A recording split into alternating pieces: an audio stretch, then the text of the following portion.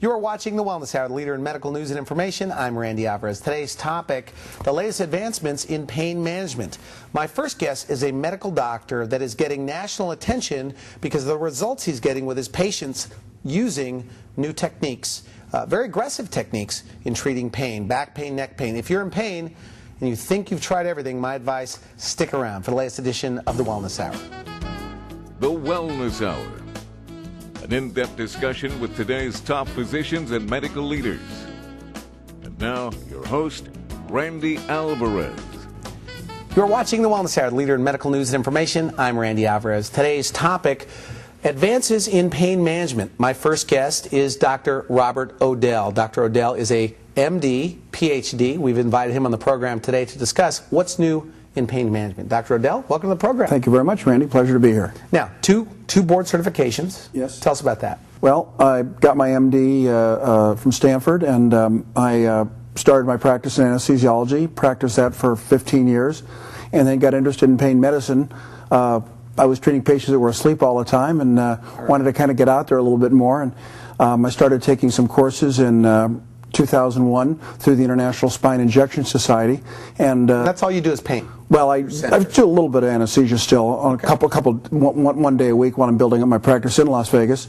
But yes, it's going to 100% pain. It's real exciting. New Vision Pain Management. You say this is your first center finally. Yes, I've practiced in Phoenix, and I did have a practice in Las Vegas where we did a lot of conservative care with the decompression and the injections, and now I'm finally able to do something that I really want to do, bring together everything, the best of everything that I've been learned over the last 5-6 years. Now you're a PhD. Tell me about your PhD. I don't see that a lot. Medical doctors that have PhDs. Well, I got it from Stanford in the late 70s in biomedical engineering, and biomedical engineering. Yeah, what it did, it taught me a lot about how to do research. And right now, some of the techniques I'm using are very new techniques. They're very safe techniques, but they're kind of cutting edge that we're using with our patients. They're actually safer than some of the standard techniques, but we're trying to show the world some techniques that may change how pain management is done. All right. Now, off camera you say, Randy, this is in Las Vegas. My center is going to be the hot new pain center. You say you're aggressive with pain. What do you mean by that? Well, we think we can get almost anybody out of pain. I mean, we give medications. We understand how people in pain are. If their pain is a 10 or a 9 and they need medications, we certainly do that. However, our goal is to find the pain generator. Pain generator is what's causing the pain. For the source of the pain? The source of the pain. With the low back, it could be a disc, it could be a facet, it could be the sacroiliac joint, it could be muscular, or a combination of these. And sometimes the diagnosis can be very tricky, and the MRI doesn't always tell you what it is. That's just an anatomical picture. Okay. So that can really fool. It can fool primary care doctors, it can fool the patients. What we try to do is using a variety of techniques, history, physical, tests, MRI, is to make the diagnosis and then apply any one of several techniques that we use. And if one doesn't work, we can always try something else. You say you're all about options. That's correct. That's correct. We use standard interventional pain techniques. We use what does that mean, by the way? Well, standard interventional pain techniques, for example, is doing a diagnostic facet block to diagnose facet pain, or doing a transfemoral epidural to diagnose back pain. If you have sciatica, which nerve is causing the pain down your leg? Some of the other things that we do are, for example, diagnostic sacroiliac joint block. In neck pain, one of the biggest... So you do neck and back pain? I do, yeah, and pain, shoulder, knee, everything. One of the biggest causes of low back, of neck pain is facet syndrome. Facet syndrome is caused from whiplash. The acceleration, deceleration injuries, and there's been a lot of literature done, and a lot of research has actually been done here in San Diego, where they've actually had filmed people in crashes. And it's been, what has happened over the last 20 years is they've discovered in the past people with neck pain were just thought to be crazy. Well, they're not. It turns out a lot of it is facet and some other sources, and we have... They thought they were crazy. Why? It wasn't picked up on an X-ray or an MRI? It cannot be picked up on X-ray or MRI. You like the pain patient. I talk to medical doctors, and they say, pain patient's tough. In fact, they say, I don't like the pain patient.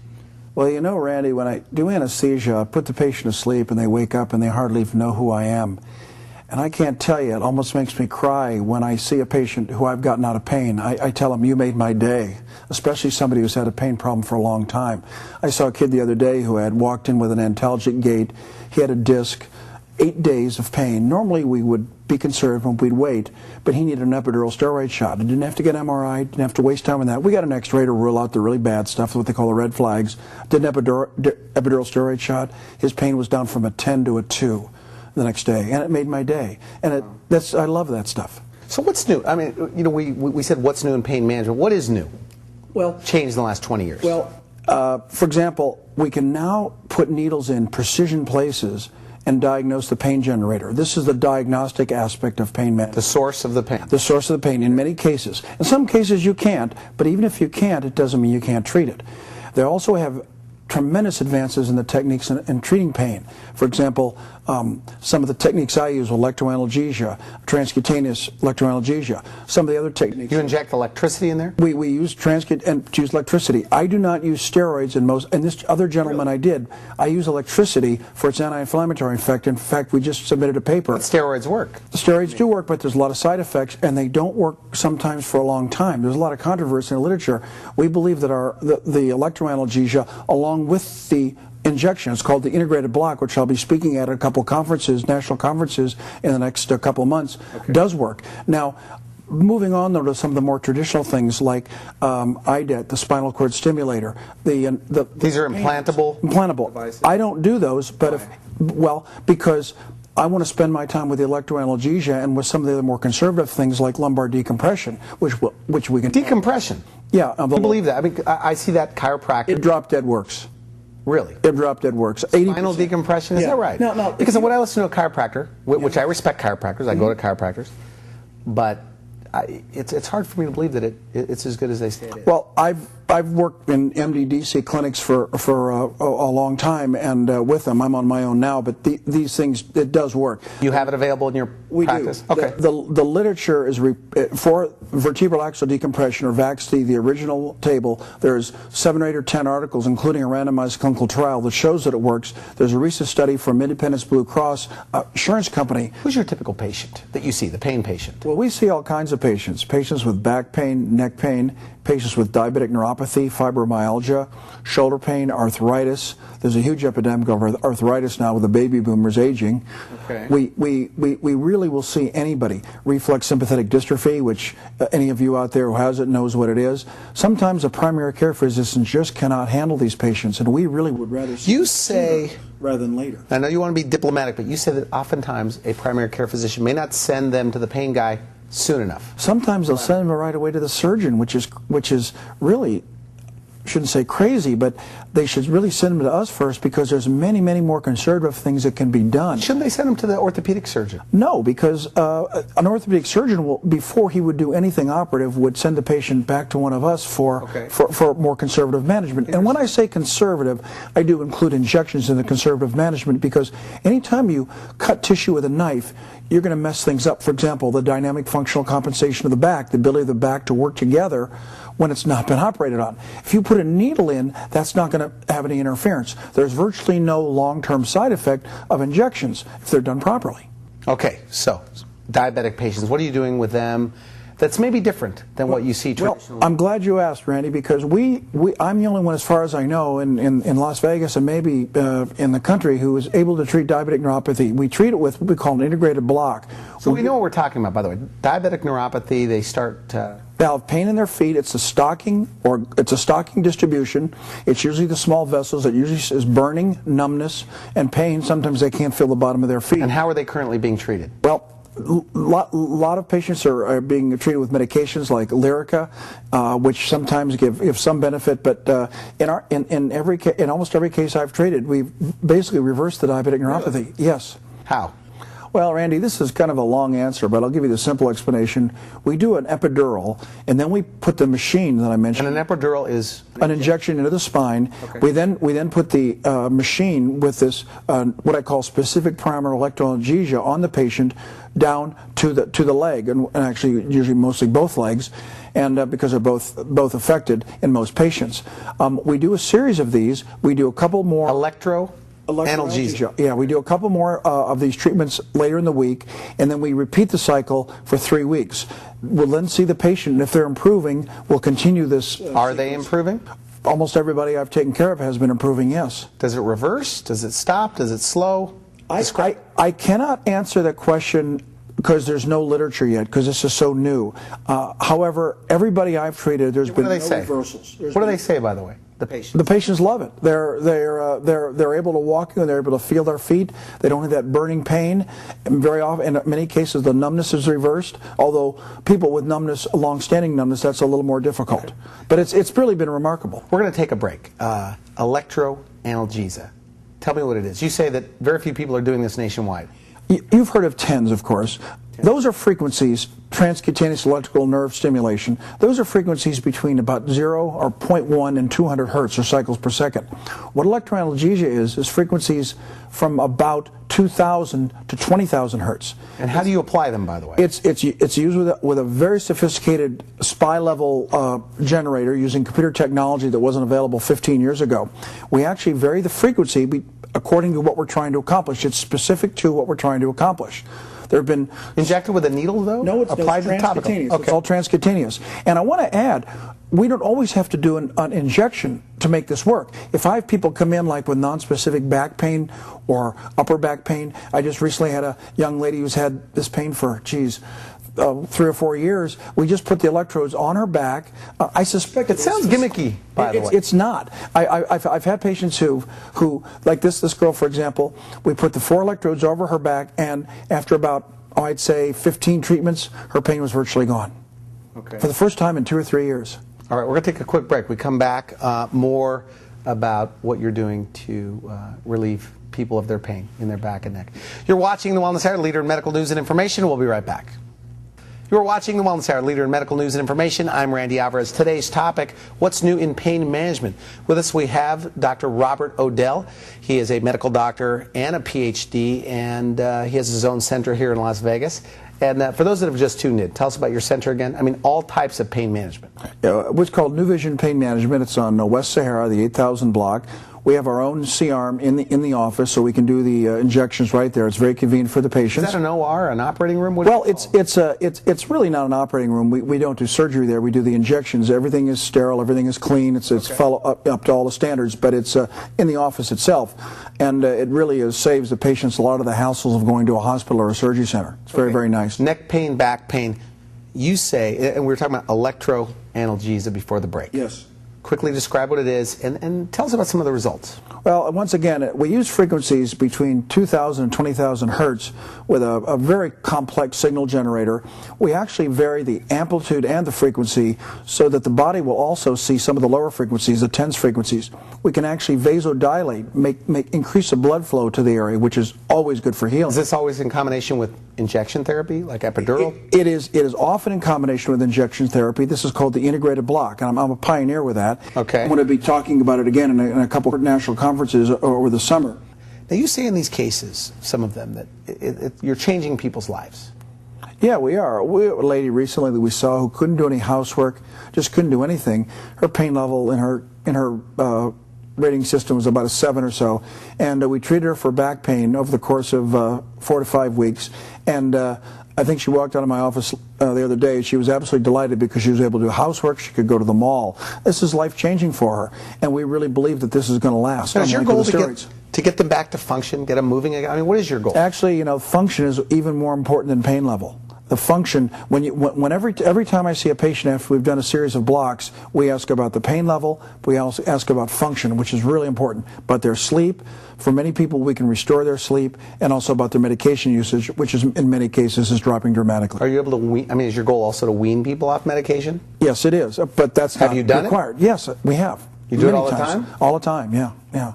Now, and I will say, many people come in that aren't taking the narcotics, that are taking NSAIDs and things like that, but heck, NSAIDs are risky of their own accord, so we're really happy when we get people off all medications. And again, sometimes that's not realistic. Now, we're running out of time, but should a patient ask, back pain patient, neck pain patient, ask their doctor, tell me about electroanalgesia?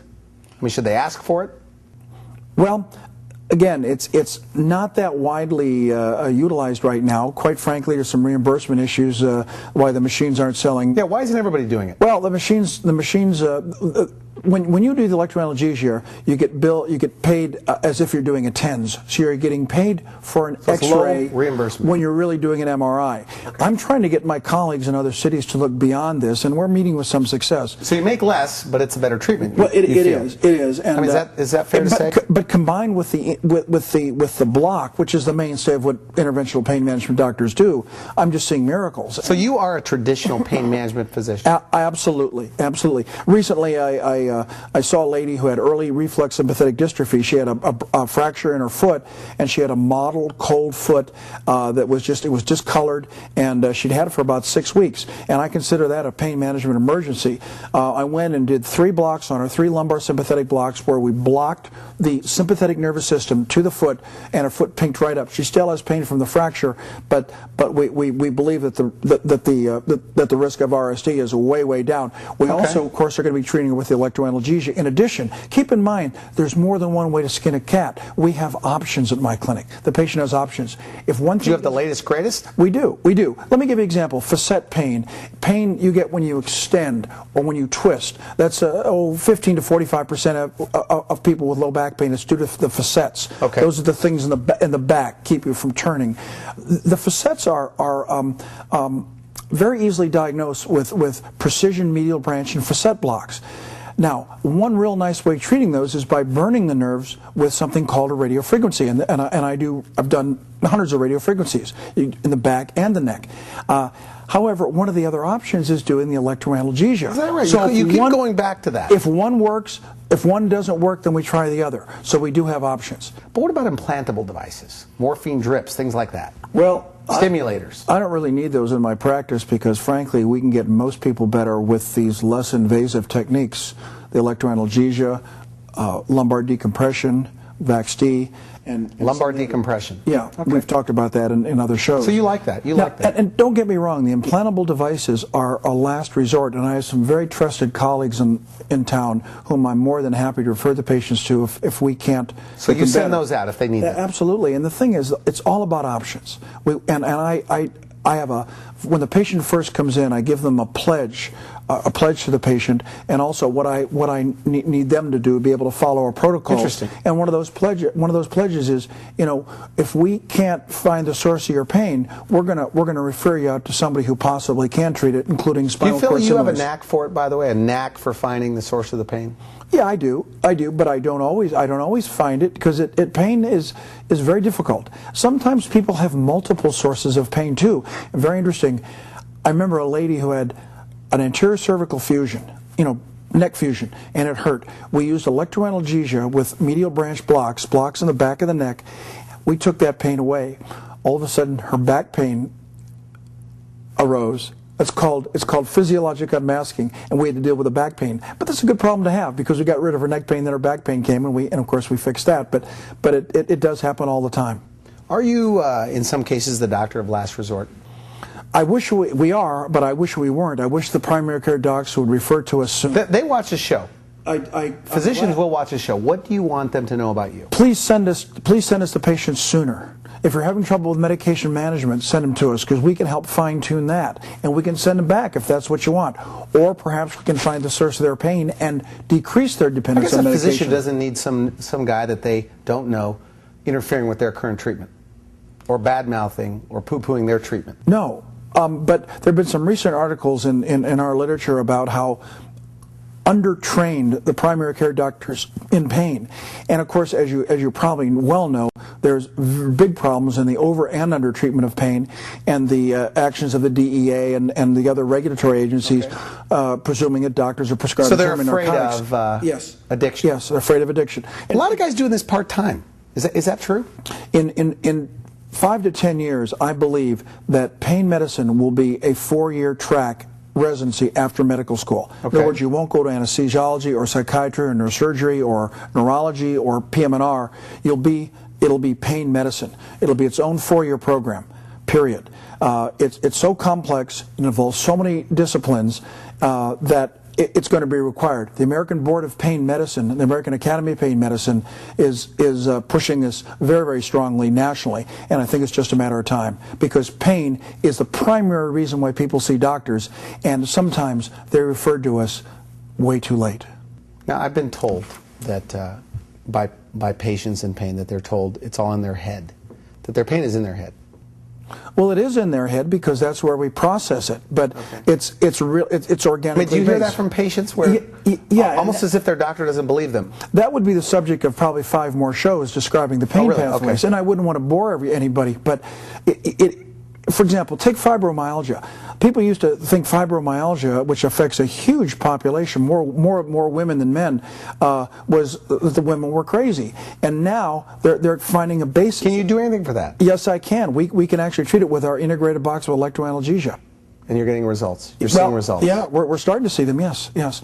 Does somebody need a referral from their primary care physician to see a specialist like you? It depends on their insurance, but most don't. Most do not. So they could call you direct. They can. And then we have a very competent staff and who can sort that out and figure out what best way to proceed administratively is. What are the age ranges of the patients that you see? I don't see too much pediatric. Usually, 17, 18, up to any age. And keep in mind, because we do very conservative treatment, we can see patients in their 80s who have heart problems and other medical comorbidities. You say conservative. When I think of that, but you're dealing with chronic pain patients. But you say you handle it in a conservative way, with the same results as aggressive treatment. Remember, when I say conservative, I do include the injection therapy. Some people would not include that in conservative, would talk about physical therapy, chiropractic, and that sort of thing. But I do include the interventional, which is invasive. But it's conservative compared to surgery. So the newest, most exciting thing, if you had to say one of the newest, greatest advancements in the world of pain management is what? Well, I would say it's lumbar decompression. In my world, it's electroanalgesia. It's the ability of the interventional pain doctors now to diagnose the true pain generator, and it's some of the newer advances in the discectomies that you've probably discussed with others, some of the surgeons and some of the pain management specialists who do IDET, things like that, and going on to the implantable devices. So electroanalgesia, you say you're the only guy that you know of in Las Vegas doing this? Yes, yes. We're trying to spread the word. You speak on this to other physicians nationwide? I do, yes. Are they skeptical? They're becoming less and less skeptical. I mean, it drop dead works. It does. And it's safe. I can sleep at night because it's transcutaneous. It's not as invasive as some of the other things that we do. And the blocks you do, I always want to ask, I mean, it sounds so painful, these injections. Well, in our clinic, we give sedation. We give a little Versed and a little fentanyl, and those are very, very nice at having the patient can tolerate it very, very well.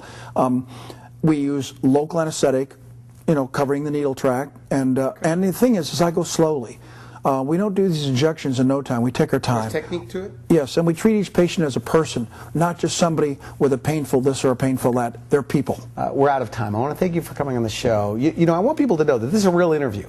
You're not reading cue cards. I mean, this was not planned. You came in today, and it's your truth as you see it. But final message to somebody watching this, they're in pain. What is your message to them? They think they've tried everything. Well, please come in and see us. You might be very pleasantly surprised how it might take a little while, but we might have a shot at helping you, decreasing or eliminating your pain level. Thanks for coming to the show. Very interesting. Love to have you back. Appreciate being here. You've been watching The Wellness Hour, leader in medical news and information. I'm Randy Alvarez. If you would like to see this again online, visit our website at wellnesshour.com. For now, I wish you good health. Thanks for watching The Wellness Hour, the leader in medical news with your host, Randy Alvarez, the authority on health issues.